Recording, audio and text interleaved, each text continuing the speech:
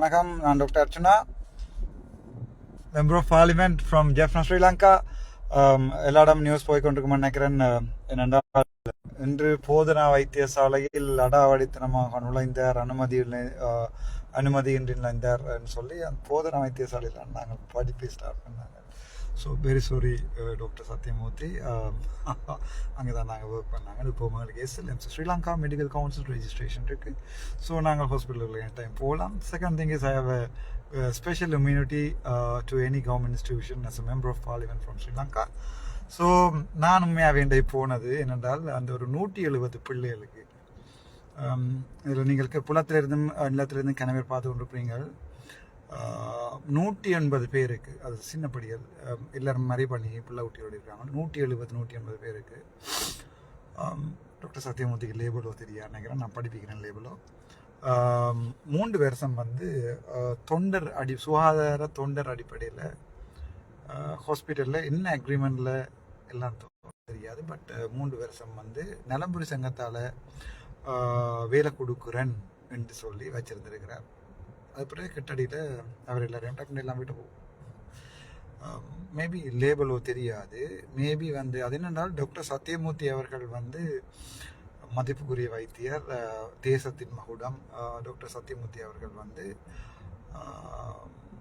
மஹிந்த அரசாங்கம் இருக்கைகளில் முள்ளிவாய்க்கால் படுகொலை சம்பந்தமாக 4ஆம் மாடிக்கு அழைக்கப்பட்ட பின்னர் 2009-10 ஆண்டுகளிலே வைத்தியசாலை அத்தியட்சராக அதற்கு பிறகு மஹிந்த அரசாங்கத்தின் கேபினெட்டால் கேபினெட் ஆஃப் மினிஸ்டர்ஸால் என்போஸ்டர் ஒன்று அவருக்கு அன்பளிப்பாக கொடுக்கப்பட்டது. அந்த என்போஸ்டர் என்னென்றால் சாகும் வரைக்கும் 60 வயசு வரைக்கும் ரிட்டையர் பண்ணும் வரைக்கும் அவர் அங்கே நிர்வாகியாக இருக்கலாம், யாரையும் அவரை மாற்றிடலாது, என்போஸ்டில் இருக்க மாற்றிடலாது. ஸோ அது எங்களுடைய தேசத்தின் மகுடம் நினைக்கிறேன், என்ன நேர்மைக்கு மகுடம் சத்யமூர்த்தி அவர்களுக்கு கொடுக்கப்பட்டிருக்கிறது.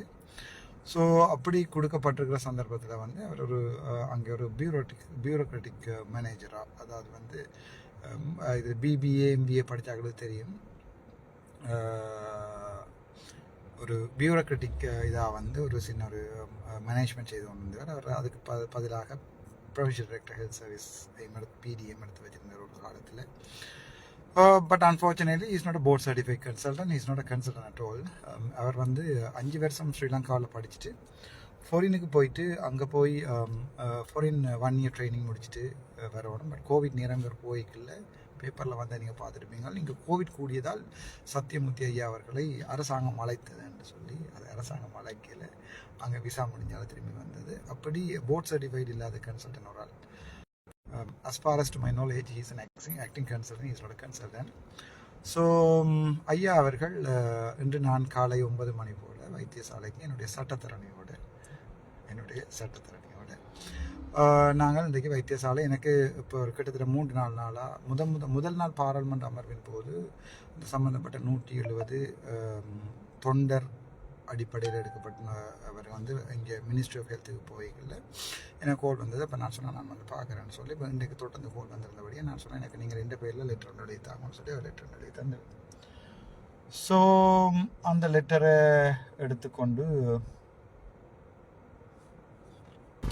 அப்போ அவர் அந்த இன்போஸ்ட் ஒன்று எடுத்து வச்சுருந்தபடியால் அப்புறம் அந்த எனக்கு தொடர்ந்து கோல் வந்தபடியே நான் அந்த கோலை எடுத்து பார்த்துட்டு நான் போனேன். இதில் நின்றவொடனே அவங்க திருப்பி ஓடி வந்துடுவாங்க. ஸோ கோ கோலை எடுத்துட்டு நான் போனேன். போய் என்னுடைய சட்டத்திறனியோடு தான் நாங்கள் அங்கே போனாங்க. போய்க்குள்ள அவர் அவருடைய அந்த வளமையான அடியாட்கள் கொஞ்சம் பிரிக்கணும், செக்யூரிட்டி மேன். இப்போ செக்யூரிட்டி மேனை பண்ண கூப்பிட்டு தன்னட்ட அனுமதி எடுத்து எல்லாம் ரெக்கார்ட் பண்ணி வச்சிருக்கிறேன். ஸோ தன்னோட அனுமதி எடுத்து போட்டு தான் வைத்தியசாலைக்கு வரும். As a member of parliament நான் யார்கிட்டையும் அனுமதி எடுக்க தேவையில்லை. செகண்ட் திங் இஸ் நான் அங்கே ஒரு கிளினிக்கல் இதையும் டிஸ்டர்ப் பண்ணிடுவேன், நேராக டிரெக்டர் ஆஃபீஸுக்கு தான் போனேன்.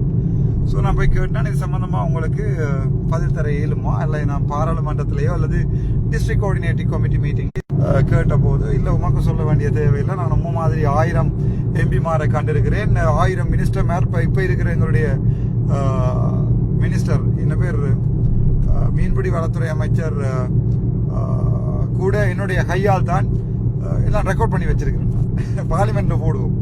என்னுடைய கையால் தான். அதனால் நீங்கள் மினிஸ்டரோட போய் கதையுங்கோ, எங்களோட சுகாதார அமைச்சரோட போய் கதையும், போலீஸில் வழக்க போடும், அப்படி இப்படி என்று. ஸோ எல்லாத்தையும் ரெக்கார்ட் பண்ணி வச்சிருக்கிறேன். பாவம் இங்கிலீஷும் தெரியாது, சிங்களம் வேற ஒரு டன்னு தெரியாது, தமிழையும் படிவாக கதைக்க தெரியாது, கொஞ்சம் பதட்டமாக இருந்தேன்.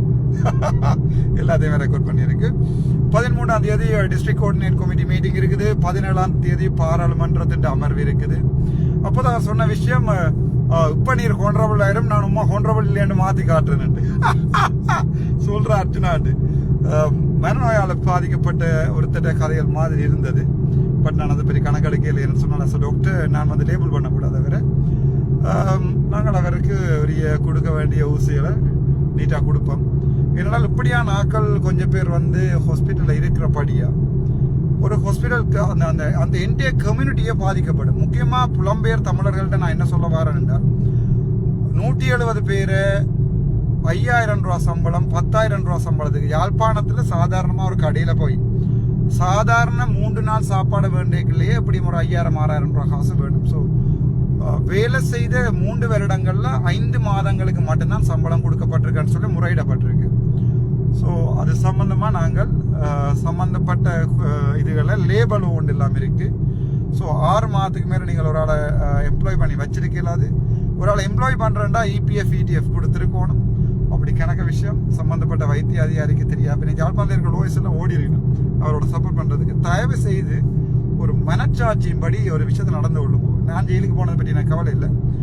ஆனால் அங்கே ஒரு 170 பேர் சாப்பிட ஒரு பிள்ளை ஒன்று சொல்லிச்சது, எனக்கு 10 வயசுல பிள்ளை இருக்காது. அம்மா டாக்டர், நான் ஒவ்வொரு நாளும் வேலைக்கு வரணும், எனக்கு சம்பளம் தார இல்லையா, இப்போ நிரந்தர நியமனம் கிடைக்கும் என்ற ஒரு நம்பிக்கையில தான் அந்த பிள்ளைகள் வேலை இது ஒன்று இருக்கு. ஸோ இது சம்பந்தமாக காத்திரமான நடவடிக்கை எடுக்கப்படும். நான் நினைக்கிறேன், எனக்கு ஓடி போன ஒரு போலீஸ் ஸ்டேஷனுக்கு அவர் அந்த ஆங்க்ரி பேர்ட் படம் பார்த்தீங்களோ தெரியாது, அதில் சொல்லுவாங்க கால் மீ த போலீஸ் சொல்லி. அப்போ கால் த போலீஸ் சொன்னேன். அப்போ ஒரு பிசி போலீஸ் கான்ஸ்டபிள். அப்போ நான் அவர்கிட்ட சொன்னேன், தம்பி நான் பாராளுமன்ற உறுப்பினர், நீ கொஞ்சம் சத்தியம் இல்லைன்னு சொல்லி. அந்த பிள்ளைக்கு சிங்கள பிள்ளைகள் தானே, சிங்கள எம்பிசி. ஸோ அவங்க ஒன்றுமே செய்யலை.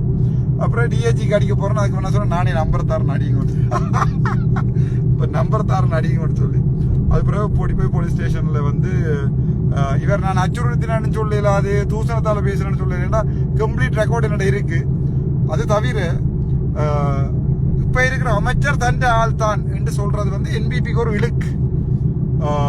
அனுரகுமாருடைய அரசாங்கத்துக்கு வந்து அமைச்சர் எந்த ஆள் தான் என்று சொல்றது வந்து ஒரு இழுக்கு. ஸோ அமைச்சர்கிட்டையும் இது சம்பந்தமா கதைப்பம்.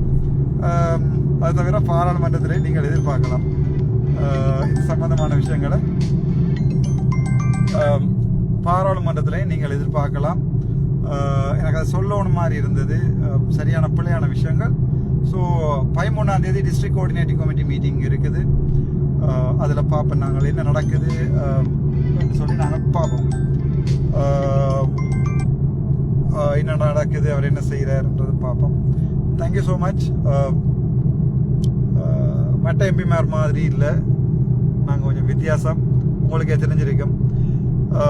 என் பணி மக்கள் சேவை செய்து கிடப்பதே. உயிரில் உடம்புல உயிர் இருக்கும் வரைக்கும் எனக்கு வாக்களித்த 27,000 மக்களுக்காக, வாக்களிக்காத 6 லட்சம் மக்களுக்காகவும் வடக்கு கிழக்கு. இன்னொரு விஷயத்தை சொல்லணும், எனக்கு மன்னார் ஹாஸ்பிட்டல்ல இருந்து அடிச்சு கொண்டிருக்கிறீங்க வாங்குவோன்னு சொல்லி அவங்க பிரச்சனை நடந்து கொண்டிருக்கண்டு. ஏனென்றால் சுகாதாரத்துறையை கட்டி எழுப்ப வேணும் என்றதான் என்னுடைய ஆசை. ஸோ அந்த நேரத்தில் வந்து சுகாதாரத்துறையில் இருக்கிற 1-2 பேரால் மொத்த சுகாதாரத்துறையும் பாதிக்கப்படுது. ஸோ சம்பந்தப்பட்ட ஆக்கள் சம்பந்தமான நடவடிக்கைகளை நாங்கள் எடுக்கலை என்று சொன்னால் இது ஒரு நாளுமே ஒரு எண்டுக்கு வராது. காலங்காலமாக அவர் சேர்த்துட்டார், இவர் சேர்த்துட்டார், அங்கே சேர்த்துட்டார், இங்கே சேர்த்துட்டார், ட்ரான்ஸ்ஃபர். ஸோ நாங்கள் ஒரு ரிஃபார்மேஷன் உண்டு. அதாவது வந்து இந்த சுகாதாரத்துறையை திருப்பி ஒரு வடிவான அலசலை ஆராய்ந்து பிரச்சனைகளை நாங்கள் தீர்த்து வைக்கலாமான்னு நினைக்கிறேன். அதுக்கு இடையூறான இருக்கிறார்கள் வந்து நாங்கள் மாற்றப்படுவினோம்னு எதிர்பார்க்கிறேன். பார்ப்போம்.